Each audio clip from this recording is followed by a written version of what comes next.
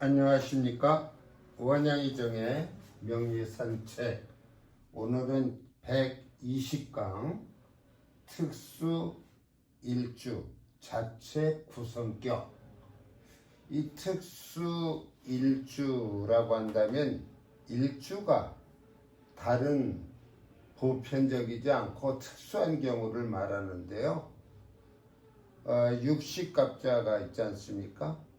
그 중에서 몇몇의 그 특수한 일주를 놓고 있는 경우 그 자체로서 격을 구성한다는 얘기입니다. 이 특수일주 자체 구성격에는 6가지 종류의 그런 특수격들이 있는데요. 공통적인 것은 이 일주 하나만으로 사주 전체의 흐름을 파악한다는 것은 쉽지 않다는 것입니다. 다만 본래의 사주의 격이 좋고 용신 또한 튼튼해서 그 명조의 구조가 좋으면 금상첨화로 얹혀지는 것이 이 특수 일주들이 되지 않겠나 그런 생각을 합니다.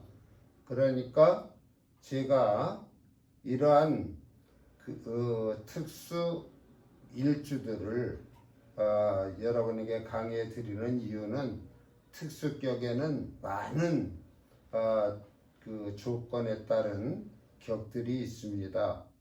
근데 제가 일상에서 많은 그 사주 상담을 하다 보면 이런 특수 일주를 놓은 이런 특수격들을 놓은 분들의 경우를 만나기가 그리 쉽지 않습니다.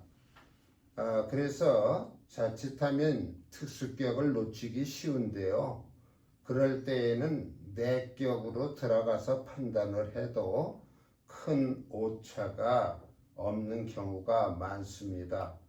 너무 걱정 안 하셔도 되고요. 다만 제가 이런 특수격을 갖다가 여러분들에게 강의해 드리는 이유는 학문적인 면도 고려를 하고 있다는 것이죠. 우리가 고서를 보게 되면은 여러 가지 이런 특수격들에 대한 언급이 있는데 그때 우리가 이해를 잘 하지 못한다면 우리의 그 견문, 지식을 넓히기가 쉽지 않겠다 싶어서 이 특수격을 강의해 드리는 것입니다. 오늘 이 특수일주 자체로 구성되는 격에 6가지가 있다고 하는데 이 시간에는 전록격이라는 것과 일기격이라고 하는 2가지에 대해서 말씀을 드리고자 합니다. 우리가 이 전록이라고 할 때 록이라고 하는 것은 천간 10개, 10간에는 각각의 록이 있습니다. 그것을 십간록이라고 우리가 이야기를 하고 있죠. 그런데 그 십간록을 10개의 천간이 다 자기 그 지지에 놓을 수는 없어요. 예를 들어서 그 일지에다가 자신의 록을 놓을 수 있는 건 갑인일주, 을묘일주, 병신일주, 신유일주 이 4개밖에 되지 않습니다. 예를 들어서 우리가 임수라고 하는 일간이 있다고 할 때 이 임수의 록은 해가 되거든요. 임해라고 하는 육식갑자의 기둥은 없습니다. 이런 경우에는 전록격이 성립하지 않는 것이죠.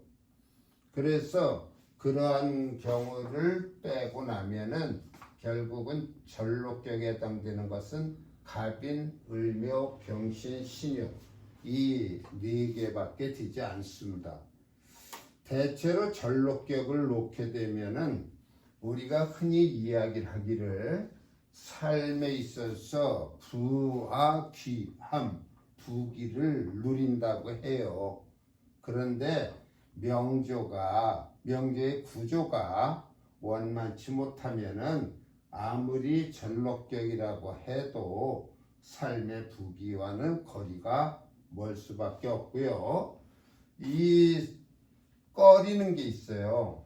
전록격에서도 이 관사를 꺼린다 하는데 이때는 판단을 하셔야 됩니다. 그 명조가 신강하냐 신약하냐, 신약하면은 관사를 쓸 수가 없습니다. 그렇게 되면은 파격이 돼 버려요. 그러나 명조가 신강하다면은 관사를 용신으로 써서 우리가 걸록격에서 뜻하는 어떤 삶의 부귀와 연관성을 지어볼 수 있겠지요. 자, 전록격의 예를 들어보겠습니다. 여기에 갑인, 계유, 경신, 정해, 본명인데요. 여자분의 사주인데 여기 일주가 경신이죠. 이 경신이 바로 여기서 말하는 전록격의 하나가 되는 것입니다. 그래서 이 경신만으로 이건 전록격이다, 무조건 삶의 부귀가 따른다, 그렇게 판단하는 것은 좀 어폐가 있다는 것입니다. 이 사주를 보니까요, 이 세력이 경금일주가 이러한 세력을 가졌어요. 우리가 등령했고요, 득지했습니다. 그러니까 이 사주는 신강하다, 그렇게 판단할 수 있어요. 또 월지에다가 양인을 놓았기 때문에 다른 경우보다는 그 기가 강하다고 볼 수 있는데 여기에 정화라고 하는 관이 놓여 있네요. 신약하면은 이 정화라는 관은 오히려 전록격에 파격을 가져옵니다. 그런데 신강하기 때문에 이 관을 용신으로 쓰고 싶어 합니다. 쓰고 싶어 하는데 이 관이 처해 있는 걸 보니까요, 우선 해를 깔고 앉아 있어요.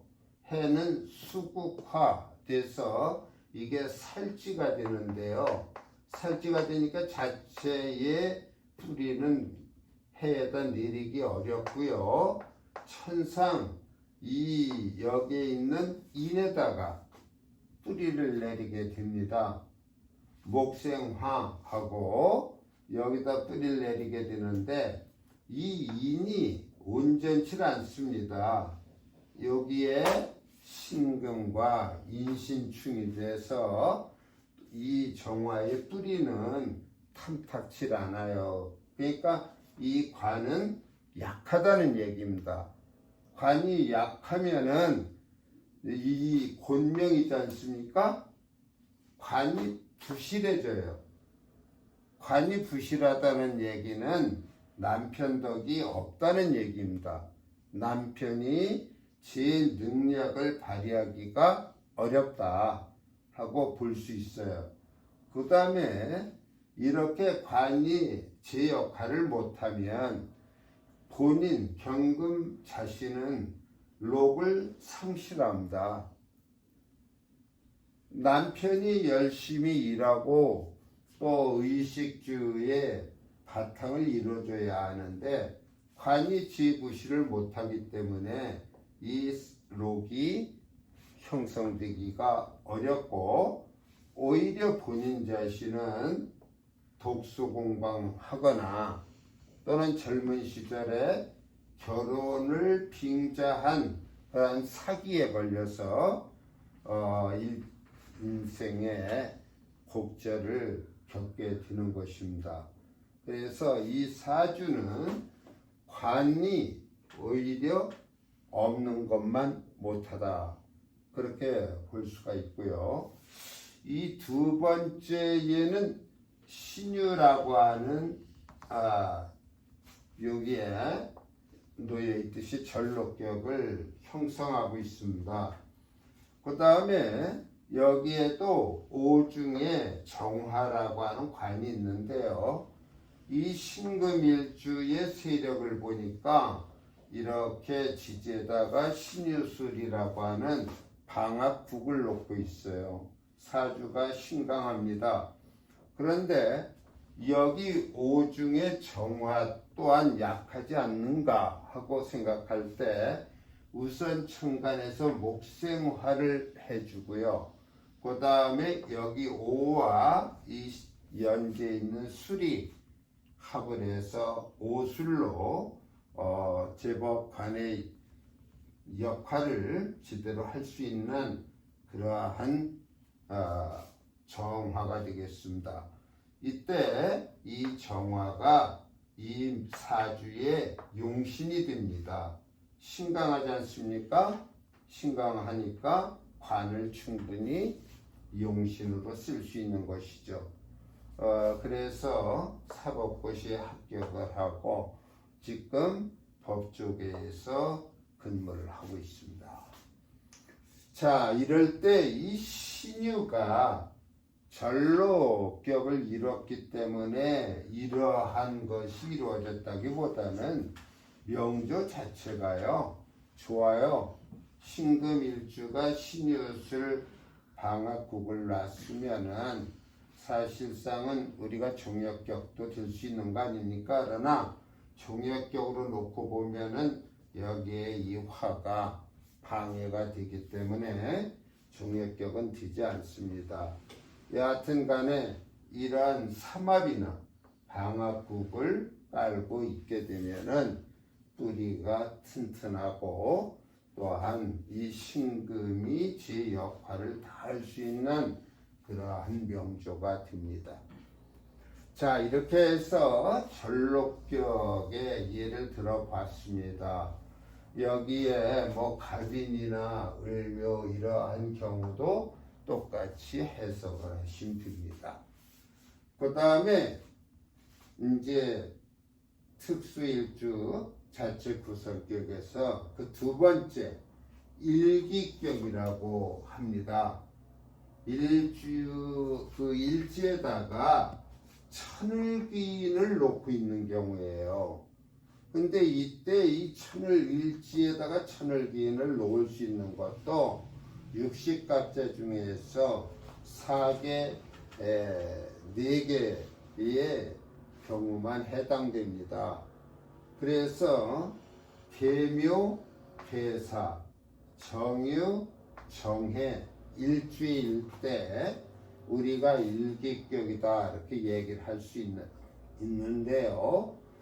특히 예를 들어서 간무경 일주, 간목이나 무토나 경금이나 이럴 때의 천을기는 축과 미예요. 그러니까 축과 미니까 갑축이니 무축이니 경축이니 이렇게 일주가 성립할 수 없는 것이죠. 또한 병화 같은 경우에도 해와 유가 천을기인이 되는데 병해나 병유 이런 식으로 놓일 수 없어요. 그러다 보니까 일지에다가 자체의 천을기인을 놓을 수 있는 것은 이 4개의 일주에 해당한다. 그런데 계묘와 계사 같은 경우를 주기라고 합니다. 낮주자에다가 기할 기자를 썼어요. 그 얘기는 여기 묘와 사는 낮을 가리킵니다. 묘시와 사시 그렇게 되면은 낮이 되는 것이고, 그 다음에 정유와 정해할 때 약이라고 하는 이유는 유시와 해시가 되면 밤이 되는 것이죠. 그래서 약이라고 합니다. 역시 이 자체 일주 자체로서 격이 성립하기 때문에 형충파해를 싫어하죠. 그것이 놓이게 되면은 이미 격은 파격이 되어버리고 마는 것입니다. 그 다음에 공망 또한 싫어하고 그 다음에 괴강.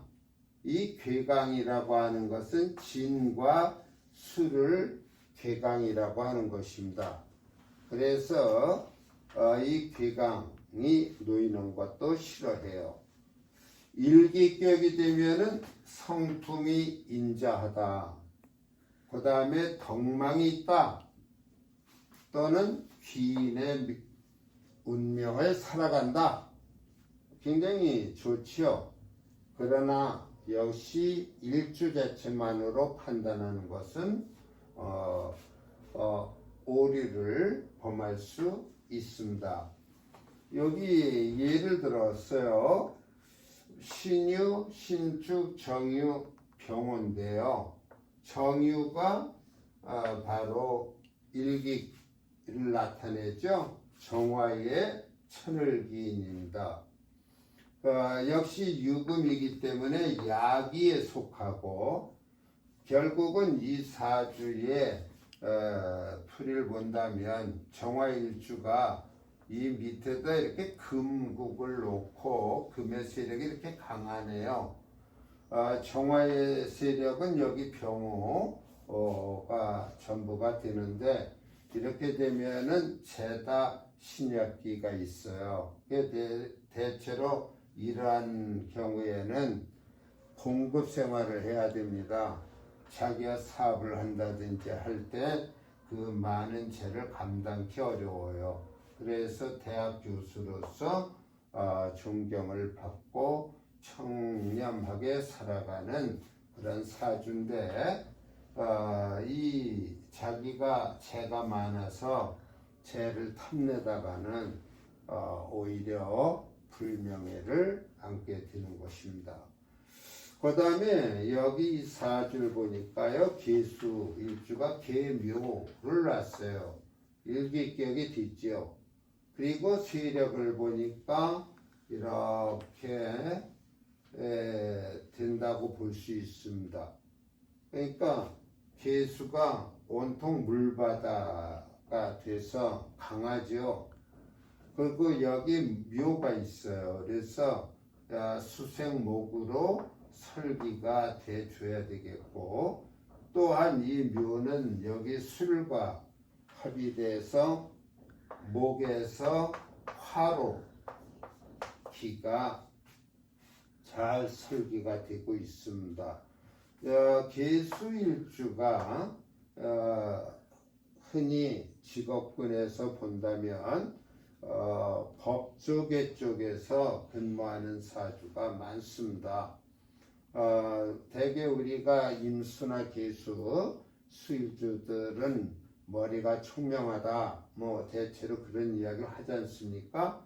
그래서 이제 여기 법관이 되어서 살고 있는데 이것이 계묘일주이기 때문이다라고 단정짓기는 어렵고요. 그 다음에 여기 계수의 해수, 해수 뿌리를 이렇게 놨는데요. 역시 해와 해가 만나면 또 자영도 되지 않습니까? 그러니까 법조계에 근무하는 요건 중에 하나가 또 되겠습니다. 자, 오늘 이 시간에 특수 일주대 그 특수 일주에 의해서 구성되는 격을 알아봤습니다. 전록격과 일기격. 그냥 우리가 교양의 폭을 넓힌다고 생각하시고 잘 기억을 해 주시기 바랍니다. 오늘 강의 여기서 마치겠습니다. 감사합니다.